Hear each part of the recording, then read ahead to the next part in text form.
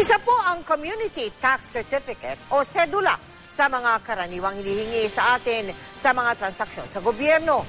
Pero sa tingin mismo ng Bureau of Internal Revenue, hindi naman daw ito kailangan. Kaya dapat nang tanggalin. Nakatutok si Victoria Tula. Matyagang nakapila sa Community Tax Section ng Manila City Hall ang 34 na taong gulang na si Charlon.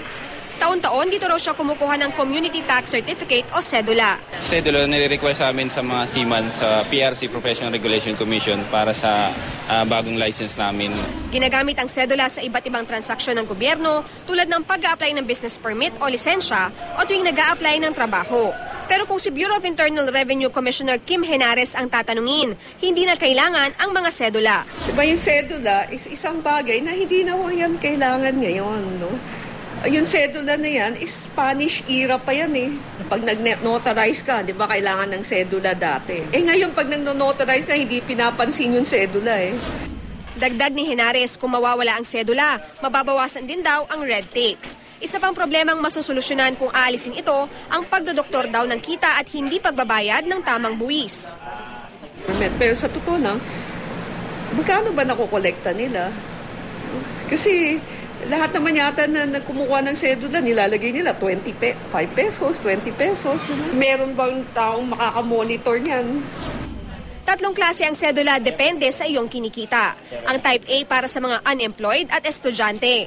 Ang AB sa mga may trabaho o negosyo. At Type C na para sa mga korporasyon. Ang Manila City Hall aminadong marami ang hindi tapat sa kanilang inilalagay na kita sa sedula. Halimbawa, tatanungin natin, magkano po ba sir yung sweldo niyo? Sabi niya, mga 5,000 lang.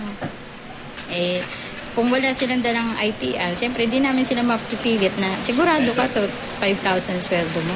Walang nakukuhang kita ang national government sa nakokolekta mula sa sedula, pero malaking tulong daw ito sa lokal na pamahalaan. Sa Maynila, mula March 2012 hanggang March 2013, mahigit 2 milyong piso raw ang nakolekta mula sa sedula.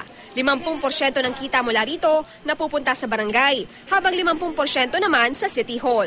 Sa mga project ng barangay, yung napupunta sa City Hall, siguro sa mga sweldo ng mga empleyado dito.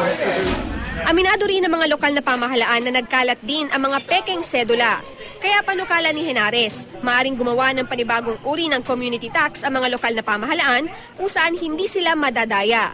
Ang mga taga-City Hall naman sinabing sa ngayon, ang gagawin muna nila ay mas masusing pagsusuri sa mga sedulang ibinibigay sa kanila. Madali lang daw malaman kung peke o hindi ang iyong sedula. Ang orihinal na sedula ay maganda daw ang klase ng papel na ginagamit at iba rin ang font nito kumpara sa pekeng sedula. Kapag naman inilagay mo sa money detector ang pekeng sedula, wala raw itong watermark na karaniwang inilalagay ng BIR sa mga orihinal na sedula. Victoria Tulad, Nakatutok, 24 Oras.